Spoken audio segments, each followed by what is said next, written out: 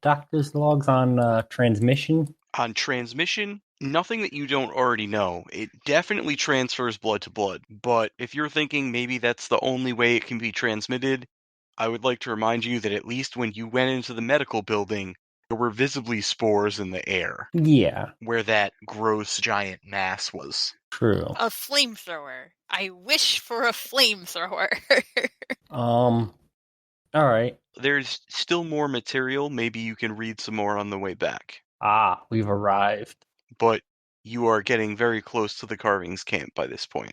I imagine you've been kind of mulling through this stuff out loud as you come across it, so everybody's on the same Oh, page. yeah.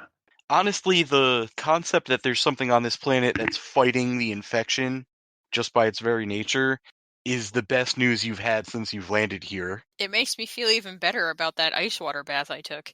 Yeah, for sure. All right. The ATV arrives at the Carvings camp. It is similar to Candling Station, but it's incredibly stripped down. There's no equipment anywhere. The Rockcrete buildings are basically just empty shells, and there's stuff strewed about. And there's also an air raft here. Oh, another air raft. Okay. This is the first. Isn't this Oh, a right. sub vehicle? No, it's a flying vehicle. Yeah, the air raft is basically like an open top capable. It's basically like a bucket with anti-grav technology. It's like Bowser in Super Mario World. That's an air raft. Why does this remind me of something in Star Wars? Because it looks like the land speeders from Star Wars. But more boxy.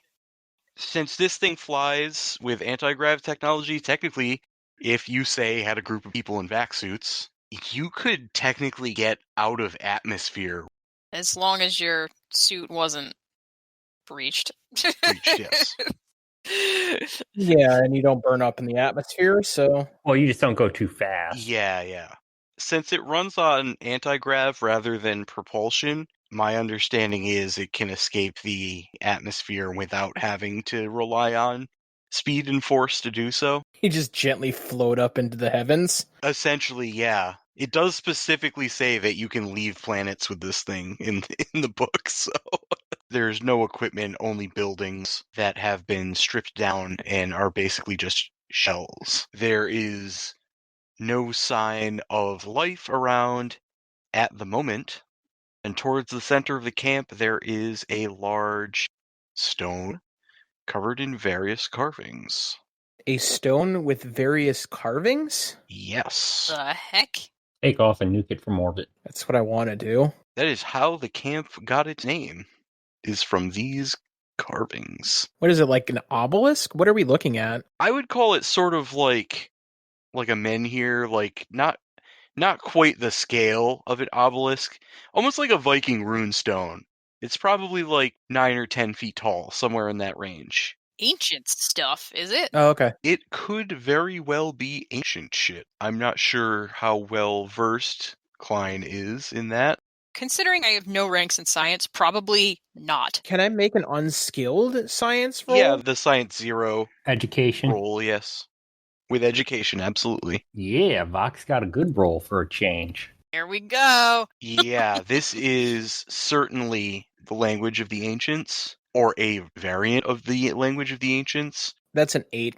I just couldn't take off the 0. It's fine. It's swirls and lines. You feel like it might be, well, before we get in depth, since you guys were immediately like, what is the carving like? We're going to run a little scenario here wherein, one at a time, I'm going to talk to one of you and the other two deafens your headsets. Okay. So, Doob, I'll start with you. Cool. All right. So I'm going to ask you a question. Okay. You're going to give me an answer, and then we're going to switch to the next person. Okay. Would you like to roll dice and let your roll determine what the corporal thinks of the carvings? Or would you like to listen to my descriptions of it and figure it out organically? I think it would make sense to be more organic about this. Okay.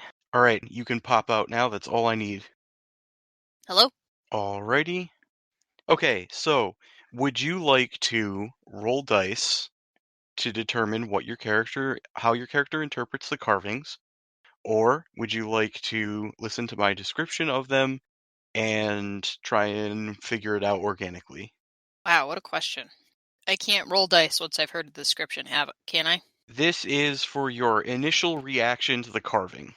I'm not saying you can't roll dice later on or anything of that nature. I just want to know initially what it is you want to do. Read me the description. This is just I need to know the answer to this question before I read the Yeah, description. I'm going to react organically, so read me the description. That's what I'm trying to say. All right, you can pop back out and I'll go ask Snide and then I'll call you all back. Okay. Hello. Hello. All right, it's real easy, just a simple question. Would you like to roll dice for your character to interpret what they think of the carvings, or would you like to organically interpret it by my description? Can we start with organically? I'm not saying you can't roll dice. I'm just saying, just your initial reaction. Initial would be organic then. Okay. Hold your position. All right. All right, I have everybody back. Yep. Since you all gave me the same answer, the first thing I need is all three of you to roll 1d6. Okay. All right. Cool. All right. So you folks are examining the carvings. It's very uncomfortable to look at, and you find yourselves, all three of you, pulled in. Klein, in particular, you are very uneasy looking at the carvings. There is a sense of threat and danger. You feel like you can almost make something out if only you devote more time. So, since you were able to roll to know a little bit about the Ancients, this seems like Ancients' era to you, but it doesn't correspond with any known Ancients' specific languages. It's like a mandala or something like that? Just symbols? What it is it's very strange. It feels like Ancients to you, but it doesn't match any known Ancients' languages. So, linguistically looking at this, would this be like a proto-language? Is this just pretty art? It has a message. You know that for a fact. Okay. It's just, I don't know. I don't have a base to Rosetta Stone this thing. Exactly. As I said, you're all kind of uneasy. There's kind of you get pulled in, you get sucked in, and things are kind of like a fog. Presently, you hear someone cough behind you. You come to your senses, you come alert, and as you spin around, you see yourself staring at a very bedraggled, emaciated-looking man. He doesn't appear to be any threat. He's standing a fair distance off. At that point, you look at the heads-up display in your helmet, and you realize several hours have gone by. Oh my lord. Special thanks to our logo designer, Sierra Twazin, Toys and Things in Danvers, Massachusetts, to Mongoose Publishing, as well as Reaper Miniatures. If you enjoy the show, help the podcast grow. Give us a follow on Twitter at Lords Broken, as well as subscribe to our Spreaker stream. Thank you.